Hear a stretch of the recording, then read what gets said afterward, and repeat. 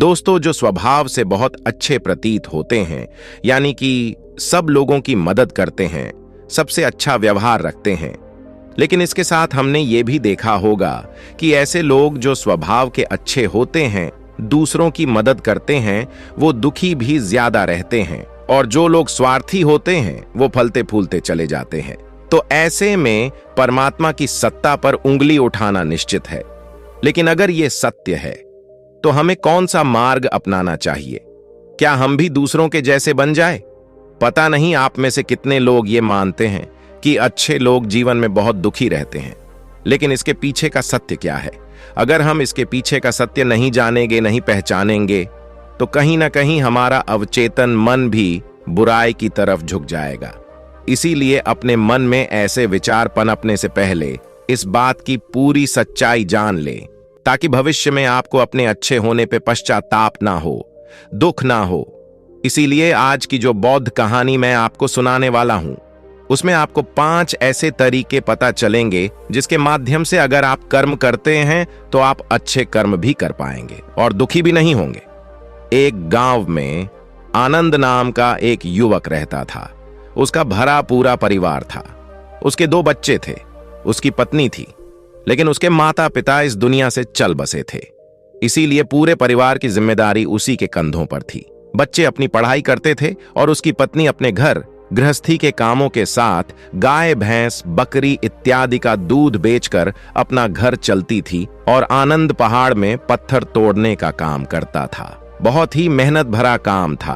पूरे दिन काम करता तो रात को थक कर घर पर वापस लौटता।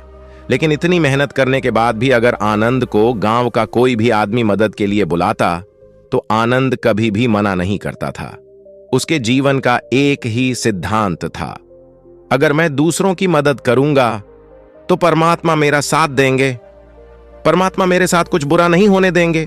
आनंद अपने इस सिद्धांत का पालन बहुत ही कड़ाई के साथ करता था। वह इस सिद्धांत पर इतना विश्वास करता था कि अगर कोई बाहर का आदमी उससे मदद मांग ले तो वो अपने घर का काम भी अधूरा छोड़कर उस आदमी की मदद करने के लिए पहुंच जाता था, जिसकी वजह से उसकी पत्नी बहुत परेशान रहती थी।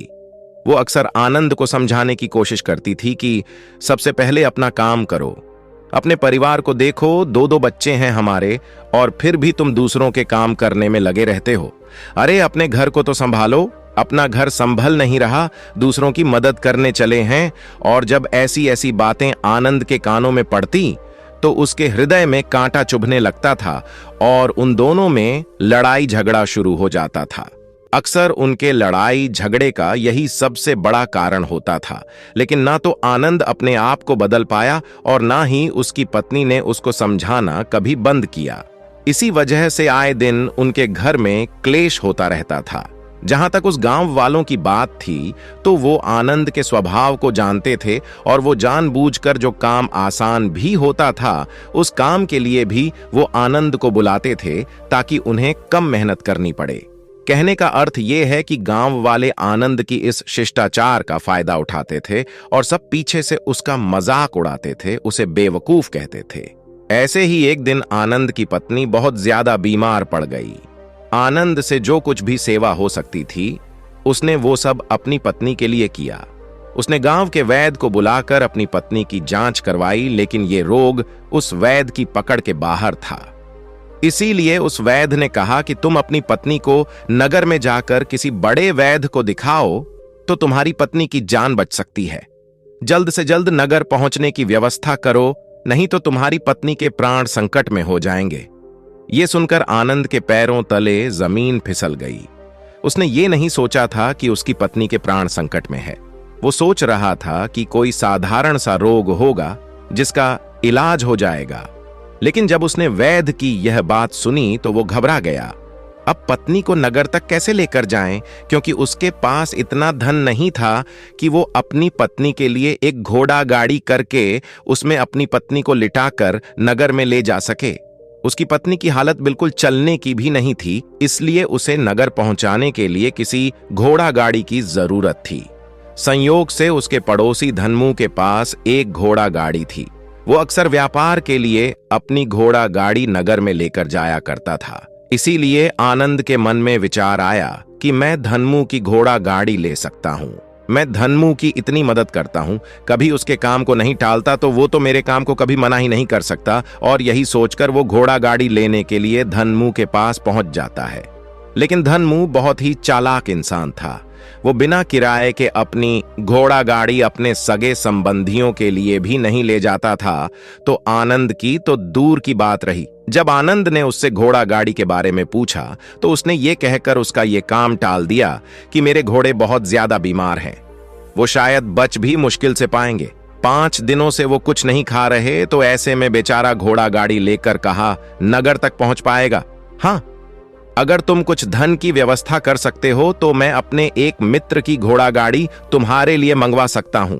यह सुनकर आनंद परेशान और चिंतित हो गया, क्योंकि उसके पास धन तो था ही नहीं। इसका मतलब उसकी पत्नी बड़े नगर में वैद्य के पास इलाज के लिए पहुंच ही नहीं पाएगी। उलझन भरे हुए विचार लिए हुए जब आनंद वापस आ रहा था, तो उसने एक दिल दहलाने देने वाला दृश्य देखा। उसने देखा कि धनमू के घोड़े, जो धनमू के अनुसार बीमार थे और कुछ खा भी नहीं रहे थे, वहीं घोड़े गांव का ही एक युवक उसकी बाट से खोलकर बाहर ला रहा था और गाड़ी में उसको जोत रहा था। ये देखकर पहले तो आनंद को कुछ समझ में नहीं आया। उसके बाद जब आनंद ने उस युवक से पूछा, तो उसने बताया कि धनमू ने ये घोड़ा गाड़ी उसे किराए पर दी है। यह सुनकर आनंद का दिल टूट गया। उसने कभी सपने में भी नहीं सोचा था कि उसका सबसे अच्छा मित्र धनमू उसके साथ ऐसा कर सकता है। हालांकि ये इस बात पर दुखी होने का वक्त नहीं था, इसीलिए आनंद वहां से जल्दी से लौट जाता है और गांव के ही एक सेठ के पास जाकर कुछ धन उधार लेकर धनमू को दे देता है। धनमू अपने मित्र की घोड़ा गाड़ी मंगवा देता है, जिसके बाद वो अपनी पत्नी को वैद्य के पास नगर में ले जाता है। जब उसकी पत्नी का इलाज चल रहा था, तो आनंद यही सोच रहा था कि एक वो दिन था जब धनमू की बेटी बीमार हो गई थी और धनमू यहां पर नहीं था, तो मैं पूरी रात वैद्य जी के पास उसके लिए बैठा रहा था, उसकी देख रेख की थी, उसकी सेवा की थी। जितने दिनों तक धनमू नहीं आया था, तब मैं ही उसके परिवार की देख रेख किया करता था। हाय, कैसा दुर्भाग्य है ये, जिसके लिए मैंने इतना कुछ किया। उसने एक घोड़ा गाड़ी देने से मुझे मना कर दिया, और वो भी तब जब मेरी पत्नी जिंदगी और मौत के साथ खेल रही थी। कुछ देर बाद वैद्य बाहर आकर आनंद को एक बहुत बुरी खबर देता है। वो आनंद को बताता है कि उसकी पत्नी को कर्क रोग हो चुका है और इसका कोई भी इलाज नहीं है। उसके पास कुछ समय ही शेष बचा है। ये सुनकर आनंद दुखी होकर वहीं जमीन पर बैठ गया।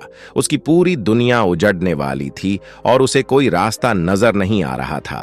कुछ समय बाद उसकी पत्नी चल बसी और अब दोनों बच्चों की जिम्मेदारी उसके कंधों पर आ गई थी। लेकिन यहां पर आनंद के सारे सिद्धांत टूट चुके थे, उसके सारे भ्रम खत्म हो चुके थे। अब उसके दिमाग में एक ही बात थी कि अच्छा कर्म करने से परमात्मा साथ नहीं देता, बल्कि बुरे लोग फलते फूलते हैं, और इस बात का मैं सबसे बड़ा गवाह हूं। ये विचार अक्सर उसके दिमाग में चलते रहते थे और इसी वजह से उसका मन धीरे धीरे संन्यस्त हो गया, देश दुनिया से दूर हट गया। और एक दिन ऐसा भी आया जब वो अपने बच्चों को अपने रिश्तेदारों के पास छोड़कर इस देश दुनिया को त्याग कर एक सन्यासी बनने के लिए घर से निकल पड़ा। उसने गांव में किसी को कुछ नहीं बताया। किसी को नहीं पता था कि आनंद अचानक कहां गायब हो गया। सन्यास की दीक्षा लेने के लिए वो एक बौद्ध भिक्षु के पास पहुंचता है। बौद्ध भिक्षु उस समय ध्यान में बैठे हुए थे। ध्यान से बाहर आने के बाद वो बड़े ध्यान से आनंद के चेहरे को देखते हैं और उससे सन्यासी बनने का कारण पूछते हैं। इस पर आनंद उन्हें अपनी पूरी आपबीती सुना देता है और कहता है कि हे महात्मा, इस दुनिया से मुझे कुछ भी हासिल नहीं हुआ। मेरा मन इस दुनिया से विरक्त हो चुका है। जब अपने दोस्तों ने ही मेरा साथ नहीं दिया, तो इस दुनिया में रहने का क्या मतलब? और इसी वजह से मैं सन्यासी बनना चाहता हूं। यह सुनने के बाद बौद्ध भिक्षु ने उपदेश देना शुरू किया। उन्होंने कहा कि याद रखना बेटा, जीवन से विरक्त होकर सन्यासी बनना तुम्हें परम सुख तक कभी नहीं पहुंचा सकता। तुम दुनिया से अपने मन पर एक बोझ लेकर विरक्त हुए हो। तुम दुनिया से परमात्मा की खोज करने के लिए विरक्त नहीं हुए हो। इस भ्रम में कभी मत रहना। तुम संसार से विरक्त हुए हो क्योंकि संसार ने तुम्हें धोखा दिया, ऐसा तुम्हें लगता है। इसीलिए तुम परमात्मा पे कभी विश्वास नहीं कर पाओगे और ना ही उन पर अपनी पूर्ण आस्था बना पाओगे। इसीलिए सन्यासी होने का भी तुम पूरा लाभ कभी नहीं उठा पाओगे। सन्यासी होने का लाभ तब मिलता है जब हमारी प्रभु में, परमेश्वर में पूर्ण आस्था बन जाती है। मैं तुमसे पूछता हूं, क्या तुम्हारी आस्था परमात्मा में है?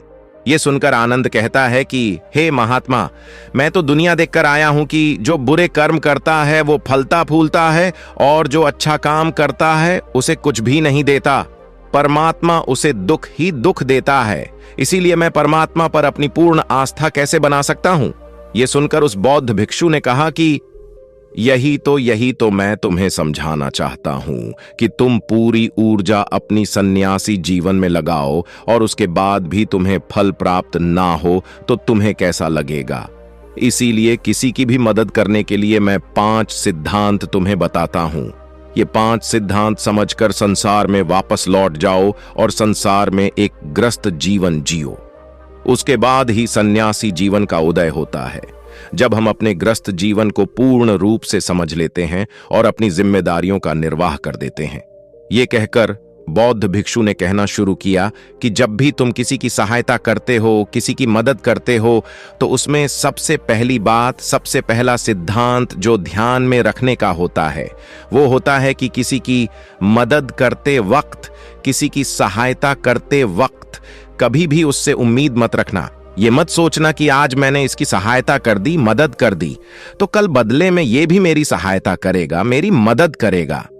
अगर तुम ऐसा सोचोगे तो तुम्हें जीवन में दुखों का सामना करना ही पड़ेगा, क्योंकि एक नहीं तो दूसरा नहीं तो तीसरा कोई ना कोई तुम्हारी उम्मीद जरूर तोड़ेगा। और वास्तविकता में वो मदद या वो सहायता नहीं होती है, वो हमारे लालच का ही एक रूप होता है। हम उसकी सहायता या मदद निर्भर तरीके से नहीं कर रहे हैं। हमारे मन में लालच का भाव है, हमारे मन में बदले का भाव है। हम ये सोचकर मदद करते हैं कि इसकी मदद कर देता हूं तो कल ये मेरा भी मदद करेगा, और यही लालच हमें अक्सर उन लोगों की मदद करने पर विवश करता है जो किसी न किसी रूप में धनवान होते हैं, क्योंकि हमें लगता है कि कल ये आदमी धन के द्वारा मेरी मदद कर सकता है। और इसीलिए जिस इंसान को वास्तविकता में मदद की आवश्यकता है वो गरीब हो, लेकिन हमारा मन अपने लालच के वशीभूत होकर उसकी मदद कभी नहीं करेगा। इसीलिए किसी की मदद और किसी की सहायता करने से पहले अपने विचार को विस्तार दो। केवल एक प्रकार के वर्ग के लिए अपनी सहायता या अपनी मदद पेश मत करना, उन सबके लिए समान होनी चाहिए। जरा सोचो, एक तरफ तुम्हारा मित्र हो जिसके पास धन है, संपदा है, और दूसरी तरह कोई गरीब औरत हो जो भूखी बैठी हुई है। तुम्हारा दोस्त तुमसे कहता है कि यार आज तो खाने के लिए अच्छे अच्छे पकवान मंगवा लो बाजार से, और दूसरी तरफ वो औरत तुमसे 2 सूखी रोटी मांग रही है, तो तुम किसकी मदद करोगे? कौन मदद का हकदार सबसे पहले है? सबसे पहले हमारा कर्तव्य बनता है कि उस औरत की भूख मिटाए, लेकिन अक्सर इंसान ऐसे नहीं सोचता। वो अपने दोस्त को तो खिला देगा, उसको तो बाजार से बहुत महंगी वस्तु मांगा के दे देगा, लेकिन किसी गरीब को उसकी भूख मिटाने के लिए पैसा या धन नहीं देगा। दूसरी बात जो ख्याल में रखने की है वो ये कि सहायता करते वक्त हमारा लालच कभी भी उसके साथ नहीं जुड़ना चाहिए। अक्सर हम जब किसी की मदद करते हैं तो हमारा लालच और हमारा स्वार्थी उसके साथ जुड़ा होता है, और हम अपनी भविष्य की योजना तैयार करके उस आदमी की मदद करते हैं। हम ये सोचते हैं कि अगर मैं इसका ये काम करूंगा तो भविष्य में ये आदमी मेरा वो काम पूरा कर देगा, और वो सहायता, वो मदद बिल्कुल भी परमात्मा के द्वार को नहीं खटखटाती, क्योंकि वो लालच है। जाहिर है आप अपने आप को धोखा देने के लिए अपने लालच को एक सहायता का रूप दे रहे हैं। तीसरी बात जो ख्याल रखने की है वो ये कि अपने सामर्थ्य के हिसाब से दूसरे की मदद करो। कभी भी एक ग्रस्त आदमी को किसी की इतनी सहायता नहीं करनी चाहिए जिससे कि उसका परिवार और उसके बच्चे कष्ट में जीवन बिताएं। सबसे पहला फर्ज हमारा होता है अपने परिवार को सुखी रखना, उनकी जरूरतें पूरी करना, और उसके बाद दूसरों की मदद करना आता है। लेकिन कुछ लोग दूसरों की मदद पहले करते हैं और अपने परिवार को तवज्जो कम देते हैं, जिससे कि परिवार में लड़ाई झगड़े आए दिन पनपते रहते हैं, और ये सब हम समाज में देखते रहते हैं अपने आसपास। अगली बार जो ख्याल में रखने की होती है वो ये कि अपना कर्म, अपनी जिम्मेदारियां पहले निभानी होती है। हम अपना कर्म, अपना काम छोड़कर पहले दूसरों की मदद करने के लिए चले जाते हैं, और जब दूसरा बदले में हमारी मदद नहीं करता तो हमारा दिल दुखी हो जाता है। हम सोचते हैं कि मैंने तो अपना काम छोड़कर उस आदमी की मदद की थी और वो आदमी मेरी मदद ही नहीं कर रहा है। इसीलिए अपना कर्म सर्वोपरि, अपना कर्म सबसे ऊपर, क्योंकि वही काम करने के लिए इस दुनिया में हमारा जन्म हुआ है। और सबसे आखिर में जो बात समझने की है वो ये कि परमात्मा की मर्जी से ही सब कुछ होता है। हमारा कर्तव्य है अपने कर्म को करते जाना, क्योंकि करनी धरनी तो ऊपर वाले के हाथ में है। इसीलिए जो कुछ भी होता है सब ऊपर वाले पे छोड़ दो। अगर तुम्हें कोई धोखा भी देता है तो ये समझ के चलो कि वो सब ऊपर वाले की करनी होती है। आप ये मान के चलो कि मैं करता नहीं हूं, मैं तो एक माध्यम हूं, करवाने वाला तो वो है, उसके सामने किसकी मर्जी चली। जब ये आस्था, ये विश्वास हमारे मन में पनपने लगता है तो हमारी सारी शिकायतें दूर हो जाती हैं, क्योंकि इस दुनिया में जो भी होता है अच्छे के लिए होता है। जो भी हो रहा है अच्छे के लिए हो रहा है, और जो भी होगा अच्छा ही होगा। चाहे हमारी बुद्धि आज वर्तमान में इस सिद्धांत को ना समझ पाए, लेकिन जीवन में कभी ना कभी किसी ना किसी मोड़ पर आपको जरूर ये एहसास होगा कि जो हुआ था वो अच्छे के लिए ही हुआ था। इसीलिए सारी शिकायतें दूर कर दो और बस अपना कर्म करते जाओ। अपने ग्रस्त जीवन को पूर्ण रूप से झेलो, और उसके बाद ही सन्यासी जीवन की नींव होती है। इसके बाद बौद्ध भिक्षु ने आनंद को कहा कि वापस अपने गांव लौट जाओ, अपनी बेटियों को वापस लेकर आओ, उन्हें पालो पोसो, अपने बच्चों को वापस लेकर आओ। दूसरी शादी कर लो, लेकिन बच्चों का पालन पोषण अच्छे तरीके से करो। ये सुनकर आनंद अपने बच्चों के साथ अपने गांव में वापस लौट आता है। गांव में किसी को खबर नहीं थी कि आनंद कहां पर गया हुआ था और वो क्या ज्ञान लेकर वापस लौटा है। लेकिन अगले दिन सुबह सुबह गांव वालों ने आनंद के चेहरे पर एक अलग ही चमक, एक अलग ही आभा पाई। तो दोस्तों, उम्मीद है कि आपको इस वीडियो से कुछ अच्छा सीखने को मिला होगा। इसलिए अगर वीडियो पसंद आया हो तो वीडियो को लाइक करके चैनल को सब्सक्राइब कर लीजिएगा, ताकि हमारे सभी अच्छे वीडियो आप तक तुरंत पहुंचे।